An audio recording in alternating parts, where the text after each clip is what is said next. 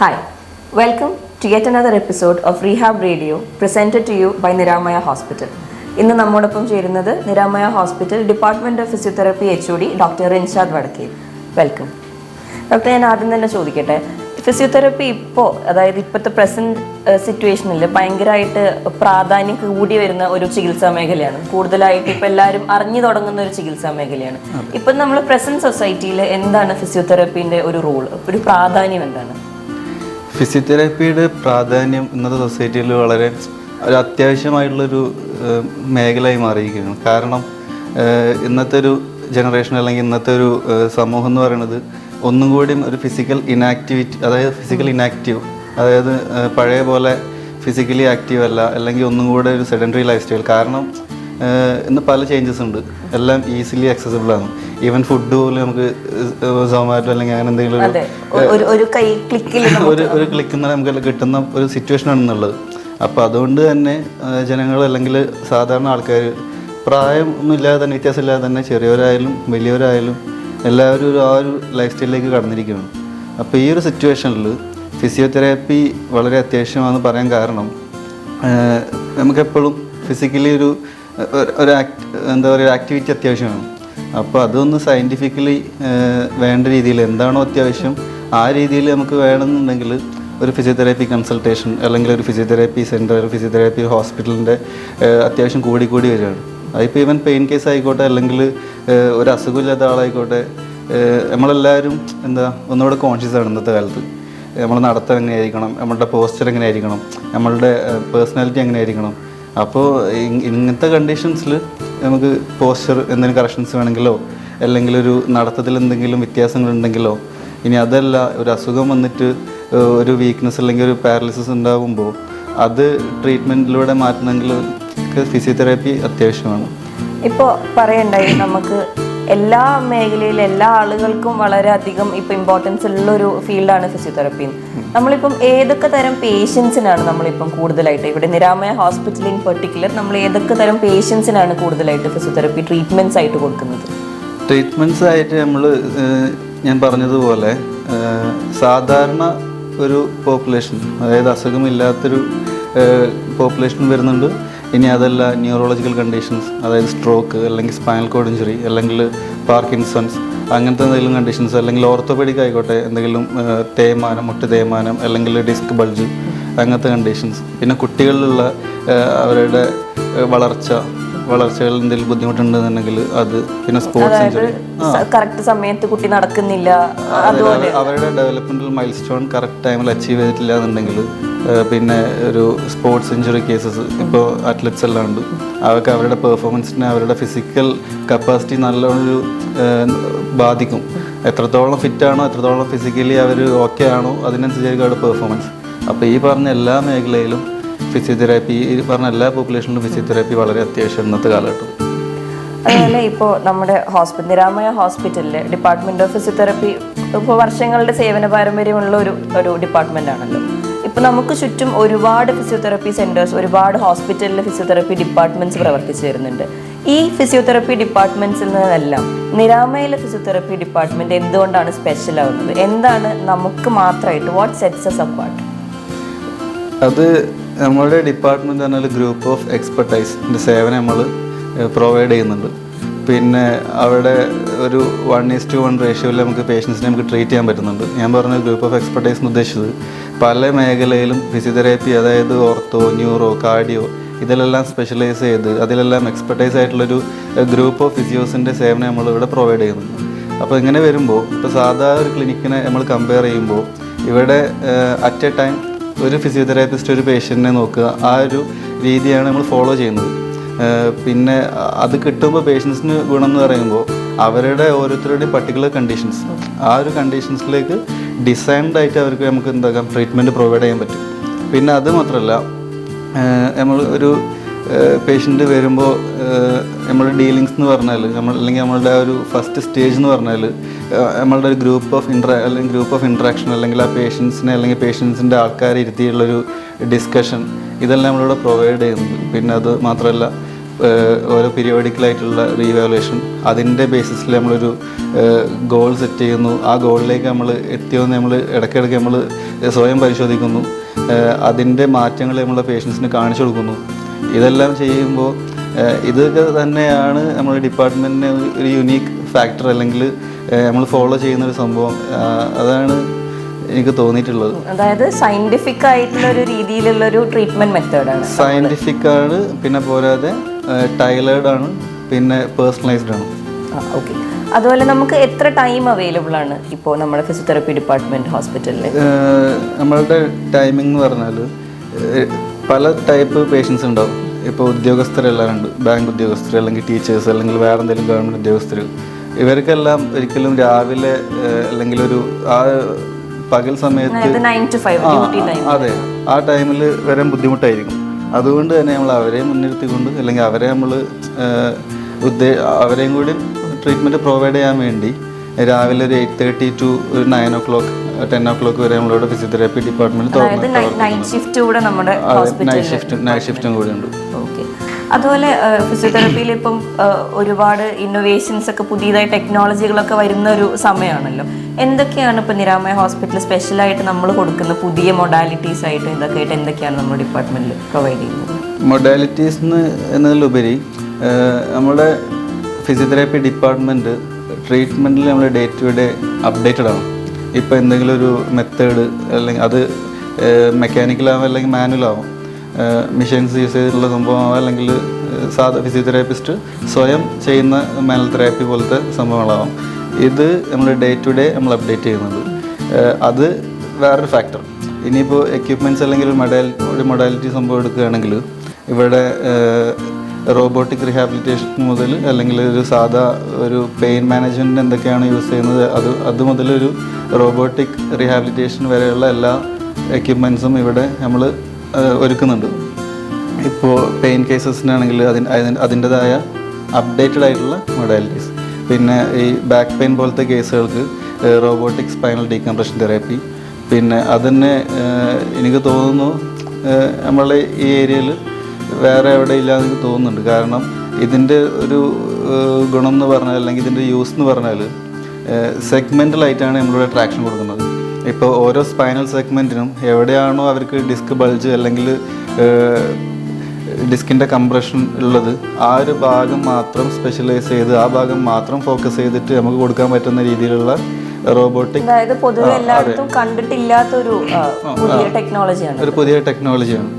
അത് തന്നെ ഓരോ സെഗ്മെൻ്റലായിട്ട് ഇപ്പോൾ സെർവൈക്കലാണോ അല്ലെങ്കിൽ കഴുത്ത് വേദനയൊക്കെ ആണെങ്കിൽ അങ്ങനെ, ഇനിയിപ്പോൾ ബാക്ക് പെയിൻ ആണെങ്കിൽ അങ്ങനെ, ഇനി ബാക്കിൽ തന്നെ ലംബറിൽ തന്നെ ഓരോ സെഗ്മെൻ്റ് ഉണ്ട്, L1 L2 അങ്ങനെ സെഗ്മെൻറ്റ്സ് ഉണ്ട്. അത് ഓരോ ഇതിനും പെർട്ടിക്കുലറായിട്ട് നമുക്ക് ഫോക്കസ് ചെയ്യാൻ പറ്റുന്ന രീതിയിലുള്ള സ്പൈനൽ ഡീകംപ്രഷൻ തെറാപ്പി. പിന്നെ അതുമാത്രമല്ല ആർട്ടിഫിഷ്യൽ ഇൻ്റലിജൻസ് യൂസ് ചെയ്തിട്ടുള്ള ഒരു ആക്റ്റീവ് ആൻഡ് പാസീവ് സൈക്ലിംഗ് എന്ന് പറയുന്ന സംഭവമുണ്ട്. അതിൽ പേഷ്യൻസിന് ഫീഡ്ബാക്ക് കിട്ടും. അതൊന്ന് ഇപ്പോൾ പേഷ്യൻ്റ് ഒരു സ്ട്രോക്ക് വന്നൊരു പേഷ്യൻസ് അല്ലെങ്കിൽ ഒരു ന്യൂറോളജിക്കൽ കണ്ടീഷൻ ഉള്ളൊരു പേഷ്യൻസ് എന്ന് പറഞ്ഞാൽ അവർക്ക് മെയിനായിട്ട് വേണ്ടത് ഫീഡ്ബാക്കാണ്. എന്തിനാന്ന് വെച്ചാൽ അവരുടെ ചേഞ്ചസ് അവർ തന്നെ മനസ്സിലാക്കണം. അതെ, അവരുടെ ചേഞ്ചസ് അവർ തന്നെ മനസ്സിലാക്കണം. എന്നാൽ മാത്രമേ പ്രോപ്പർ ഫങ്ഷനിങ് ബ്രെയിനിൽ നടക്കുള്ളൂ. അപ്പോൾ അത്തരം സിറ്റുവേഷനിൽ ഇങ്ങനൊരു AI യൂസ് ചെയ്തിട്ടുള്ള ടെക്നോളജി വളരെ അത്യാവശ്യമാണ്. കാരണം അവർക്ക് അറിയാം ഞാൻ ഈ കയ്യിൽ ഇടത്തെ കയ്യിലാണോ കൂടുതൽ ബലം കൊടുക്കേണ്ടത്, വലത്തെ കയ്യിലാണോ കൂടുതൽ ബലം കൊടുക്കേണ്ടത്. അത് മാറ്റങ്ങൾ വരുമ്പോൾ അതിനനുസരിച്ചിട്ടുള്ള ഫീഡ്ബാക്ക് അവർക്ക് കിട്ടും. അപ്പോൾ അതിനനുസരിച്ചിട്ട് അവർക്ക് എന്താക്കാം പ്രോപ്പറായിട്ട് ഡീൽ ചെയ്യാൻ പറ്റുന്ന രീതിയിലുള്ള എക്യുപ്മെൻറ്റ്സ്.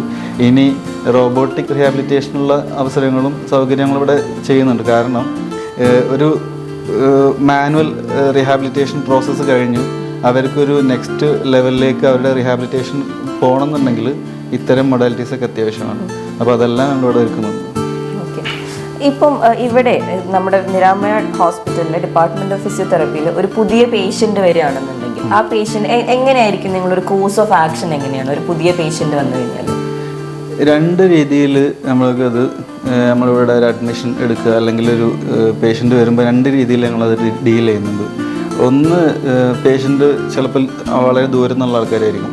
അല്ലെങ്കിൽ അടുത്ത് വന്ന് കൺസൾട്ട് ചെയ്യാൻ പറ്റിയ ആൾക്കാരായിരിക്കും. അപ്പോൾ ദൂരത്തു നിന്നുള്ള ആൾക്കാരൊക്കെ ആകുമ്പോൾ നമ്മൾ ആദ്യം റിപ്പോർട്ട്സ് എല്ലാം നമ്മൾ ഓൾറെഡി കളക്ട് ചെയ്യും. എന്നിട്ട് നമ്മളുടെ ഈ ഒരു പാനൽ, നമ്മളുടെ ഇവിടുത്തെ ഒരു മെഡിക്കൽ പാനലുണ്ട്, ഒരു മെഡിക്കൽ വിങ് ഉണ്ട്, അല്ലെങ്കിൽ ഒരു മോഡേൺ മെഡിസിൻ വിങ് ഉണ്ട്, ആയുർവേദ വിങ് ഉണ്ട്, ഫിസിയോതെറാപ്പി ഉണ്ട്, OT ഉണ്ട്. ഇവരെല്ലാം കൂടെ ഇരുന്ന് നമ്മളൊരു പ്രോപ്പർ റിവ്യൂ ചെയ്യും. ഈ ഡോക്യുമെൻറ്റ്സ് എല്ലാം റിവ്യൂ ചെയ്തതിന് ശേഷം നമ്മളൊരു വിലയിരുത്തും. അവർക്ക് എത്ര സെഷൻ വേണം, അല്ലെങ്കിൽ എത്ര ടൈം വേണം, അല്ലെങ്കിൽ എത്ര ടൈം കൊണ്ട് നമുക്ക് അവരുദ്ദേശിക്കുന്ന ചേഞ്ചസ് അല്ലെങ്കിൽ നമ്മൾ ഉദ്ദേശിക്കുന്ന ചേഞ്ചസിലേക്ക് നമുക്ക് എത്ര ടൈം എടുക്കും ഉള്ളൊരു ഡിസ്കഷൻ നമ്മൾ ആദ്യം ഒന്ന് നടത്തും. അതിനുശേഷം ഒരു ഓൺലൈൻ കൺസൾട്ടേഷൻ അല്ലെങ്കിൽ ഒരു ഫോൺ കോളിലൂടെ നമ്മൾ ആ ഒരു കാര്യം കറക്റ്റായിട്ട് അറിയിക്കും. അത് ഒരു മെത്തേഡ്. പിന്നെ അടുത്ത മെത്തേഡ് പറഞ്ഞാൽ ഇവിടെ ഡയറക്റ്റ് വരുന്ന പേഷ്യൻസ് ആണെന്നുണ്ടെങ്കിൽ ആ ടൈമിൽ തന്നെ നമ്മളൊരു പാനലിൽ ഇരുന്നിട്ട് അവരുടെ ഒരു പ്രോപ്പർ അസസ്മെൻറ്റ്, ആ ഒരു അസസ്മെൻറ്റാണ് ഫസ്റ്റ് സ്റ്റെപ്പ്. അസസ്മെൻറ്റിൽ ഞങ്ങൾ ഡിസ്കഷൻ വരും, ഡോക്യുമെൻറ്റേഷൻ റിവ്യൂ വരും, പിന്നെ എന്താ പറയുക ആ ഒരു ഡിസൈൻ അവർക്ക് വേണ്ടിയിട്ടുള്ള ഒരു ട്രീറ്റ്മെൻറ്റ് എന്താണോ അത് ഡിസൈൻ ചെയ്തതിന് ശേഷം അവരെ നമ്മൾ പറഞ്ഞ കാര്യങ്ങൾ ബോധിപ്പിക്കും. അതായത് അവരുടെ കൺസേൺസ് എന്ന് പറഞ്ഞാൽ ഡിഫറെൻ്റ് ആയിരിക്കും, ഓരോ ആൾക്കാരുടെ പെർസെപ്ഷൻ അനുസരിച്ചിരിക്കും. പക്ഷേ അവരുടെ കൺസേൺസിനനുസരിച്ചിട്ടുള്ള അല്ലെങ്കിൽ അവരാഗ്രഹിക്കുന്ന ആ ചേഞ്ചസ് വരണം എന്നുള്ളത് എപ്പോഴും പോസിബിൾ അല്ല. അതായത് ഒരു ഫേക്ക് പ്രോമിസ് കൊടുക്കുന്നതിലുപരി അവർക്ക് എത്രത്തോളം മാക്സിമം എന്താണോ അവർക്ക് കിട്ടാൻ പോകുന്നത് റിയലിസ്റ്റിക് ആയിരുന്നു, അവിടെ റിയലിസ്റ്റിക് ആയിട്ടുള്ള ഒരു സംഭവം, ആ ഒരു സംഭവം നമ്മൾ കറക്റ്റ് പറയും, അവരോട് പേഷ്യൻസിനോട് പറയും. അതിനുശേഷം നമ്മൾ ട്രീറ്റ്മെൻറ്റ് ഡിസൈൻ ചെയ്യുന്നു. പിന്നെ ബാക്കി അഡ്മിഷൻ പ്രോസസ്സ് അതിലൂടെ അങ്ങനെ കടന്നിട്ട് പോയിട്ടാണ് പേഷ്യൻറ്റിന് നമ്മൾ അഡ്മിഷൻ കൊടുക്കുന്നത്. അതുപോലെ ഇപ്പം സാർ നേരത്തെ പറയുണ്ടായി, ഇപ്പോൾ നമുക്ക് ന്യൂറോളജിക്കൽ കേസസ്, ഇതുപോലെ സ്പൈനൽ കോഡ് ഇഞ്ചുറി, സ്ട്രോക്ക്, മറ്റേ ഹെഡ് ട്രോമ, ഇതുപോലത്തെ കേസസ് ഒക്കെ നമ്മൾ ഇവിടെ ഡിപ്പാർട്ട്മെൻറ്റിൽ ഡീൽ ചെയ്യുന്നുണ്ട്. അപ്പോൾ ഇതുപോലത്തെ ക്രിട്ടിക്കൽ കെയർ ആവശ്യമുള്ള പേഷ്യൻസ് ഉണ്ടല്ലോ, ഇപ്പം ട്യൂബ്സ് ഉണ്ടാവാം, ലൈക്ക് കത്തീറ്റർ ഉണ്ടാവാം, ഫീഡ് ചെയ്യാനുള്ള ട്യൂബുകൾ, ഇതുപോലത്തെ ട്യൂബ്സ്, ലൈൻസ്, ക്രിട്ടിക്കൽ കെയർ ആവശ്യമുള്ള പേഷ്യൻസ്, ഇങ്ങനത്തെ പേഷ്യൻസിനെല്ലാം നമുക്ക് ഫിസിയോതെറപ്പി ട്രീറ്റ്മെൻറ്റ് കൊടുക്കാൻ പറ്റുമോ? അതോ ഹോസ്പിറ്റലിൽ നിന്ന് വന്ന് ഇതെല്ലാം റിമൂവ് ചെയ്തതിന് ശേഷം മാത്രം റീഹാബിലിറ്റേഷൻ തുടങ്ങും, അങ്ങനെയാണോ? അല്ല, റീഹാബിലിറ്റേഷൻ പ്രോസസ്സ് എന്ന് പറഞ്ഞാൽ അല്ലെങ്കിൽ ഒരു ഫിസിയോതെറാപ്പി പ്രോസസ്സ് എന്ന് പറഞ്ഞാൽ അറ്റ് എ ടൈം ഓഫ് ആ ഒരു ഹോസ്പിറ്റലൈസിങ് ടൈമിൽ തന്നെ തുടങ്ങണം.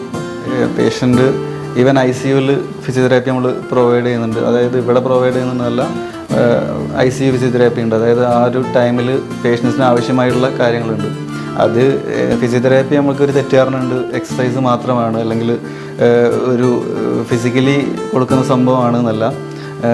ഈവൻ നോർമൽ പാസീവ് മൂവ്മെൻറ്റ്സ്, അതായത് പേഷ്യൻസിന് ചെയ്യാൻ പറ്റുന്നില്ലെങ്കിൽ ഫിസിയോതെറാപ്പിസ്റ്റ് ചെയ്ത് കൊടുക്കുന്ന മൂവ്മെൻറ്റ്സ്, ഇനി അതല്ലെങ്കിൽ പൊസിഷനിങ്, പിന്നെ അതുപോലെ മൊബിലൈസേഷൻ പോലത്തെ കാര്യങ്ങൾ പേഷ്യൻ്റ് എന്നാണോ ഹോസ്പിറ്റലായിട്ടുള്ളത് അന്ന് മുതൽ ആവശ്യമാണ്.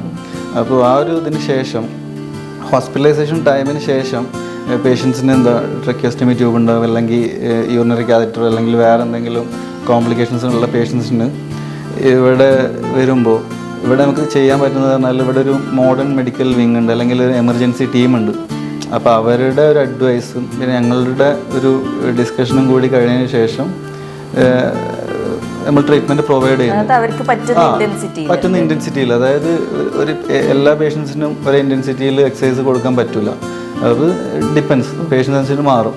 അപ്പോൾ അത്തരം സിറ്റുവേഷനിൽ എന്താകും ഈ ഒരു മോഡേൺ മെഡിക്കൽ വിങ്ങിൻ്റെ ഉപയോഗം അത് പേഷ്യൻസിന് വളരെ സൗകര്യമാണ്. കാരണം ആ ഒരു ബേസിസിലായിരിക്കും ട്രീറ്റ്മെൻറ്റ് കൊടുക്കുന്നുണ്ടാവുക. ഇനി അതല്ല സെഷൻ ഏത് രീതിയിൽ എത്ര ഇൻറ്റൻസിറ്റി കൊടുക്കണം, അല്ലെങ്കിൽ ഇപ്പോൾ സെഷൻ്റെ ആവശ്യമില്ലെങ്കിൽ പോലും അവിടെ ഡിസ്കഷൻ നടന്നിട്ട് ആ ഒരു രീതിയിലാണ് നമ്മളിവിടെ ഫോളോ ചെയ്യുന്നത്. അതുപോലെ എനിക്ക് പിന്നെ ചോദിക്കാനുള്ളൊരു കാര്യം, ഇപ്പോൾ റീഹാബിലിറ്റേഷൻ നമുക്ക് എല്ലാവർക്കും അറിയാം വളരെ ലോങ് ആയിട്ടുള്ള ലെങ്തി ആയിട്ടുള്ള പ്രോസസ്സാണ്. പെട്ടെന്ന് 1-2 ദിവസം കൊണ്ട് നമുക്ക് ചെയ്യാൻ പറ്റിയൊരു, എസ്പെഷ്യലി ഇപ്പോൾ ന്യൂറോ കേസുകളൊക്കെ വരുമ്പോൾ ലോങ് ആയിട്ടുള്ള പ്രോസസ്സാണല്ലോ. അപ്പം പേഷ്യൻസ്, ഇത് കാണുന്ന പ്രേക്ഷകർക്ക് അറിയാൻ താല്പര്യം ഉണ്ടാവും, നമ്മളിപ്പം ഒരു പേഷ്യൻ്റ് ഇങ്ങോട്ടേക്ക് വരികയാണെങ്കിൽ എത്ര കാലം ഇവിടെ നിൽക്കണം എന്നുള്ളത് നമ്മൾ എങ്ങനെയാണ് ഡിസൈഡ് ചെയ്യുന്നത്? ഈ എത്ര കാലം എന്നുള്ളത് വലിയൊരു കൺസേൺസ് ആണ് പേഷ്യൻസിൻ്റെ ഭാഗത്തുനിന്ന്. പക്ഷെ നേരെ മറിച്ചിട്ട് അത് അവരുടെ അസുഖത്തെ വെച്ച് നമ്മൾ പറയുകയാണെങ്കിൽ അതിൻ്റെ ഇൻറ്റൻസിറ്റി, അസുഖത്തിൻ്റെ ഇൻറ്റൻസിറ്റി, അത് ഇപ്പോൾ സ്ട്രോക്ക് വന്നൊരു കേസ്, ഒരു എക്സാമ്പിൾ പറയുകയാണെങ്കിൽ സ്ട്രോക്ക് വന്ന കേസ്, അതായത് സ്റ്റാർട്ടിങ് ഒരു അക്യൂട്ട് സ്റ്റേജ് ആയിരിക്കും.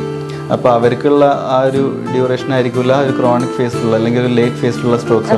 സ്ട്രോക്ക് വന്ന് ഒരുപാട് കാലം കഴിഞ്ഞു വരുന്നത്. ഇതൊരു ഉദാഹരണം പറയാൻ സ്ട്രോക്കിൻ്റെ കേസ് പറയുമ്പോൾ അതുകൊണ്ട് തന്നെ it will depend upon patients, അവരുടെ കണ്ടീഷൻസിൽ ഡിപ്പെൻഡ് ചെയ്യും.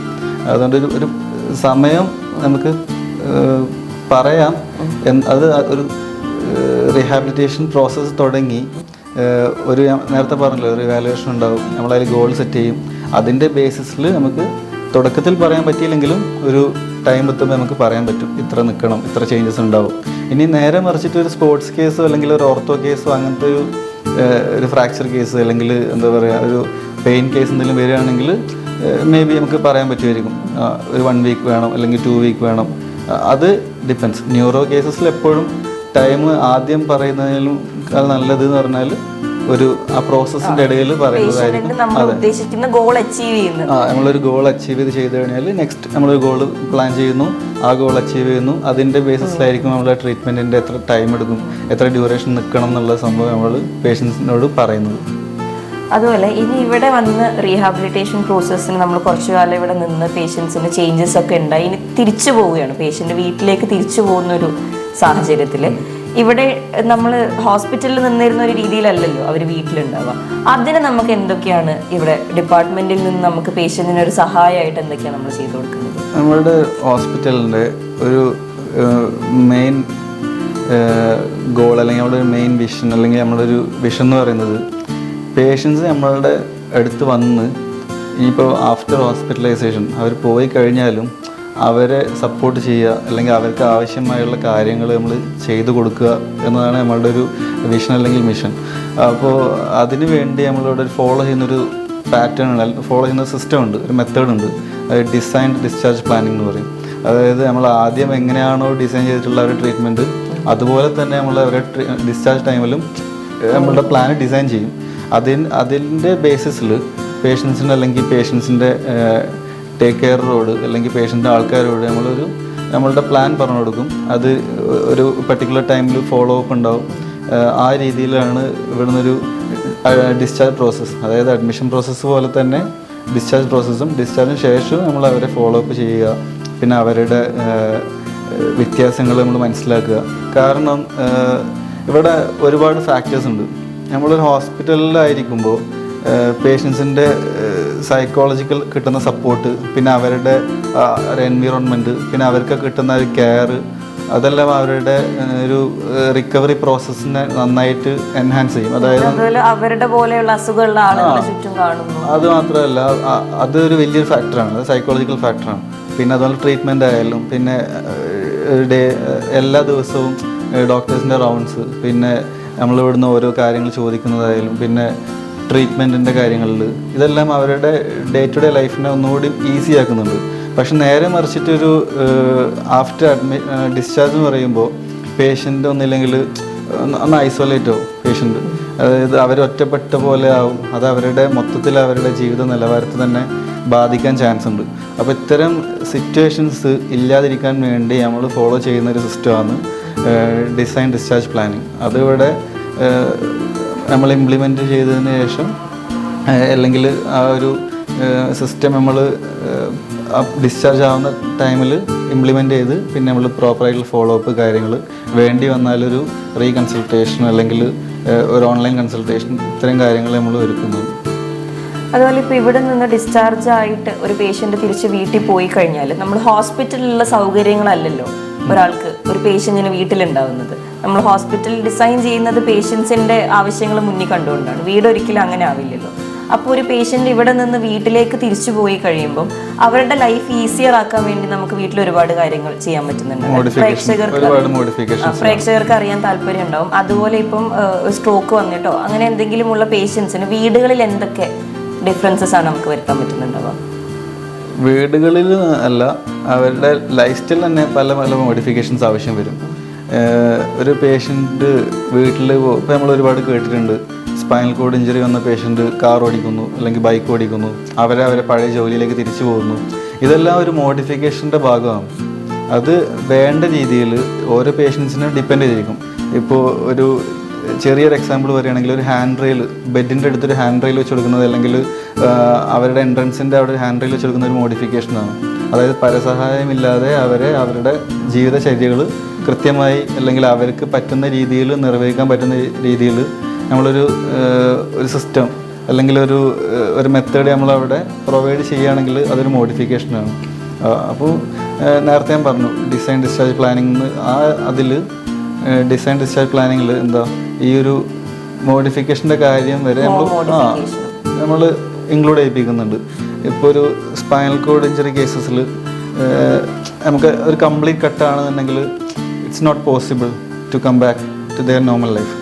അപ്പോൾ അങ്ങനത്തെ ഒരു സിറ്റുവേഷനിൽ അവർക്ക് മോഡിഫിക്കേഷൻ വളരെ അനിവാര്യമാണ്.